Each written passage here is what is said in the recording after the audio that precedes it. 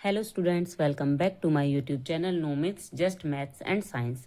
तो आज हम डिस्कस करने वाले हैं क्लास 10th की बायो का most important chapter life processes और इसके भी इम्पोर्टेंट क्वेश्चंस जो इसमें से बनेंगे और आपके एग्जाम में आएंगे। ठीक है, तो सबसे पहले हम पढ़ते हैं life processes. What is life process? Life process are the basic activities. तो लाइफ प्रोसेस क्या है? वो बेसिक एक्टिविटीज हैं that keep on organism alive, जो किसी भी ऑर्गेनिज्म को जिंदा रखती हैं। किसी भी ऑर्गेनिज्म के जिंदा रहने के लिए जो एक्टिविटी इंपॉर्टेंट रहती हैं वो क्या होती हैं? लाइफ प्रोसेसेस होती हैं। एग्जाम्पल जैसे न्यूट्रिशन हो गया, रेस्पिरेशन हो गया, ट्रांसपोर्टेशन हो गया और एक्सक्रीशन हो गया। ये सारी क्या हैं? लाइफ प्रोसेसेस हैं। ठीक है, इसके बाद इंपॉर्टेंट क्यों है life processes? Why important? They provide energy, remove waste and maintain internal balance. तो ये क्या करती हैं? हमें एनर्जी प्रोवाइड करती हैं वर्किंग के लिए, जो वेस्ट प्रोडक्ट बॉडी के अंदर होते हैं उन्हें रिमूव करने में हेल्प करती हैं, और उसके अलावा मेंटेन करती हैं हमारे इंटरनल बैलेंस को, इंटरनल बॉडी बैलेंस को मेंटेन करती हैं। अब पढ़ते हैं हम nutrition. What is nutrition? Process by which organism take food and utilise it. Nutrition कौन सी प्रोसेस है? वो प्रोसेस जिसमें ऑर्गेनिज्म फूड को ले और उसे यूटिलाइज करे, कि फूड को लेने के बाद उसे यूटिलाइज कैसे करना है, वो होता है न्यूट्रिशन।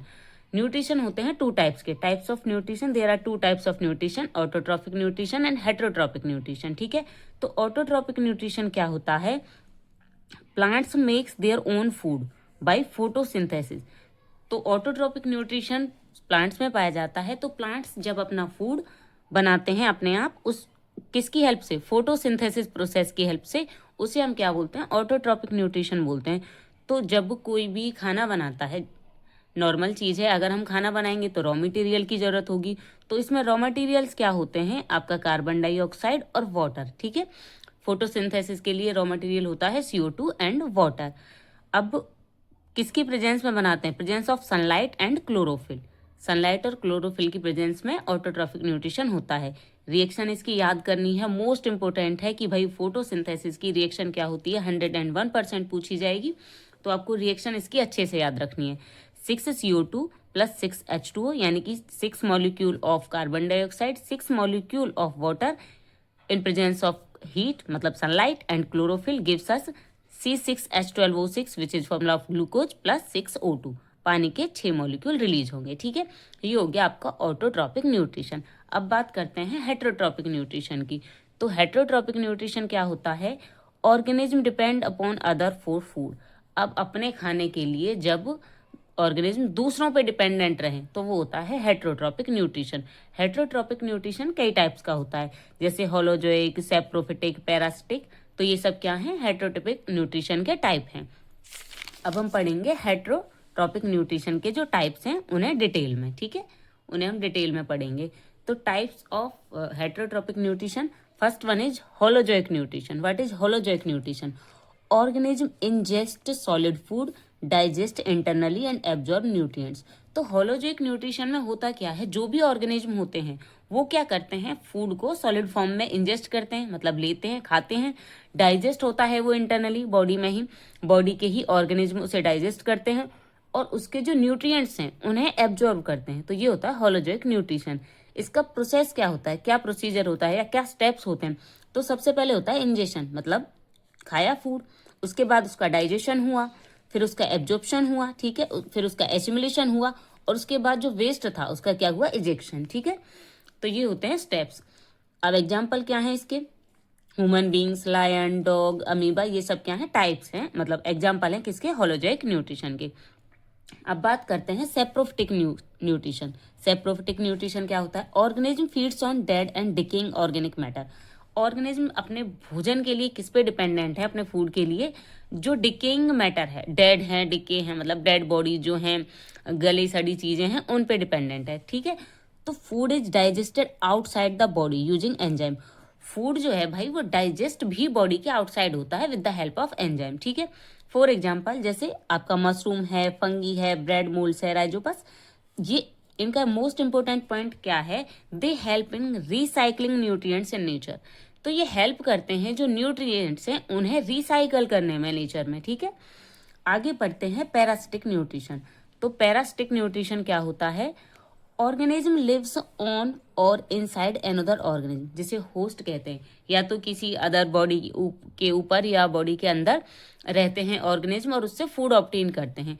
लेकिन इसमें होता क्या है, जो होस्ट है मतलब जिसकी बॉडी के अंदर अदर ऑर्गेनिज्म है उससे हार्म होता है, ठीक है, उसके लिए हार्मफुल रहता है। तो जैसे आपका टेप वर्म हो गया, ये ह्यूमन इंटेस्टाइन के अंदर रहता है।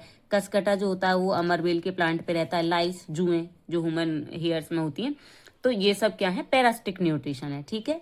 Third one is third one तो हो गया parasitic nutrition. Fourth one is symbiotic nutrition. Symbiotic nutrition क्या होता है, टू ऑर्गेनिज्म लिव टुगेदर, दो ऑर्गेनिज्म एक साथ रह रहे हैं और एक दूसरे को बेनिफिट मिल रहा है, दोनों को ही कोई लॉस नहीं है, दोनों को प्रॉफिट है एक दूसरे के साथ रहने से। तो ये हो गया भाई सिम्बायोटिक रिलेशन। वो सिम्बायोटिक न्यूट्रिशन में है, उन्हें एक दूसरे की हेल्प से बढ़िया मजे आ रहे हैं, ठीक है, कोई किसी को लॉस नहीं हो रहा, प्रॉफिट ही प्रॉफिट है। जैसे लाइकेन है, लाइकेन किस किस की हेल्प से बन रहा है, मतलब एल्गी और फंगस का, ठीक है। जो एल्गी है हाइड्रा में, या जो राइजोबियम बैक्टीरिया है वो लेग्यूम रूट्स में रहता है, जो दाल दलहन पौधे रहते हैं उनके रूट्स में रहता है। राइजोबस बैक्टीरिया को हेल्प मिल जाती है, लेग्यूम प्लांट्स को भी न्यूट्रिएंट्स मिल जाते हैं। तो दोनों ही किस में है, सिम्बायोटिक रिलेशनशिप में है, ठीक है, सिम्बायोटिक न्यूट्रिशन में। अब पढ़ते हैं हम एक important process which is respiration. What is respiration? तो रेस्पिरेशन क्या होता है, process of breaking down glucose to release energy. Glucose का एनर्जी रिलीज करने के लिए टूटना ही क्या कहलाता है, रेस्पिरेशन कहलाता है, ठीक है। टाइप्स कितने होते हैं रेस्पिरेशन के? रेस्पिरेशन के होते हैं 2 types, aerobic respiration, anaerobic respiration. तो एरोबिक रेस्पिरेशन क्या होता है, process of respiration in which O2 uses, oxygen को यूज किया जाता है to release more energy release करने के लिए। It takes place in mitochondria, ये माइट्रोकॉन्ड्रिया में होती है, मतलब process of respiration which takes place in mitochondria with the help of oxygen, ठीक है। ये हो गया आपका एरोबिक रेस्पिरेशन।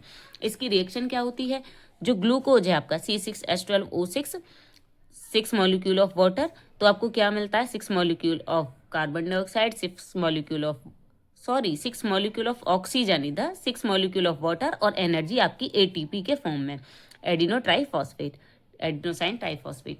अब बात करते हैं कि एरोबिक रेस्पिरेशन में होता क्या है। In aerobic respiration glucose is completely broken down, मतलब ग्लूकोज कंप्लीटली ब्रोकन डाउन होता है, ठीक है, in the presence of oxygen to release large amount of energy release होती है along with CO2 and water, ठीक है। होता कहाँ पे है, माइट्रोकॉन्ड्रिया में। ये भी आपको याद रखना, पूछा जाएगा कि एरोबिक रेस्पिरेशन कहाँ टेक्स प्लेस करता है, तो आपको याद होना चाहिए कि माइट्रोकॉन्ड्रिया के अंदर, ठीक है। नेक्स्ट बात करते हैं एनारोबिक रेस्पिरेशन। तो एनारोबिक रेस्पिरेशन क्या होता है, process of respiration in the absence of oxygen, जिसमें less amount of energy release होती है, प्रोड्यूस होती है, तो वो होता है आपका एनारोबिक रेस्पिरेशन। तो अनेरोबिक रेस्पिरेशन जो होता है वो यीस्ट या प्लांट में होता है। तो क्या बनता है, जब आपका ग्लूकोज का अनेरोबिक रेस्पिरेशन होता है इन एब्सेंस ऑफ ऑक्सीजन, तो आपका इथाइल एल्कोहल बनता है, C2H5OH, carbon dioxide and energy, ठीक है, ये आपके रिलीज होते हैं।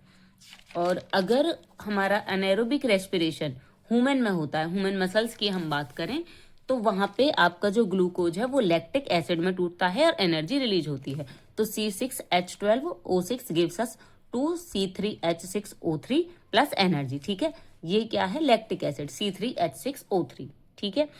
इन anaerobic respiration glucose is partially broken down without oxygen releasing less energy. तो एनारोबिक रेस्पिरेशन में ऑक्सीजन नहीं मिलता है, तो जो आपका ग्लूकोज है वो पार्शियली ब्रोकन डाउन होता है, मतलब कंप्लीटली ब्रोक डाउन नहीं होता है, और एनर्जी की अमाउंट भी क्या होती है, कम होती है। Now we will discuss difference between breathing and respiration. तो कई बार हम कंसीडर कर लेते हैं कि ब्रीदिंग और रेस्पिरेशन एक ही बात है, लेकिन एक ही बात नहीं है। तो इनमें कुछ माइनर डिफरेंस हैं जो हमें पता होने चाहिए, और ये 2 मार्क्स में 101% क्वेश्चन आता ही आता है, 2 मार्क्स आपके पक्के हैं, ठीक है। तो फिजिकल प्रोसेस जो आपका ब्रीदिंग है वो फिजिकल प्रोसेस है भाई। ब्रीदिंग हम इनहेल एक्सहेल फिजिकली तो करते हैं, सांस लेते हैं सांस छोड़ते हैं, तो ये फिजिकल प्रोसेस है, इसमें इनहेल एक्सहेल 2 रहते हैं। और जो रेस्पिरेशन है वो आपका केमिकल प्रोसेस है, पढ़ लिया भाई, जो आपका ब्रेकिंग डाउन ऑफ ग्लूकोज है वो होता है रेस्पिरेशन, तो वो केमिकल प्रोसेस है। जो ब्रीदिंग होती है वो कहाँ पे होती है, लंग्स में, ठीक है, अकर्स इन लंग्स। लेकिन जो रेस्पिरेशन होता है वो सेल्स के अंदर होता है, अकर्स इन सेल्स। ब्रीथिंग में कोई एनर्जी रिलीज नहीं होती, नो एनर्जी रिलीज, लेकिन रेस्पिरेशन में एनर्जी रिलीज होती है। ठीक है, तो ये हो गया आपका ब्रीथिंग एंड रेस्पिरेशन का डिफरेंस, ये आपको पता होना चाहिए। तो अब मैंने आपको मोस्ट इम्पोर्टेंट टॉपिक करा दिया है भाई लाइफ प्रोसेस का। जो आपका न्यूट्रिशन है वो हो गया है, और उसके अलावा आपका हो गया है रेस्पिरेशन।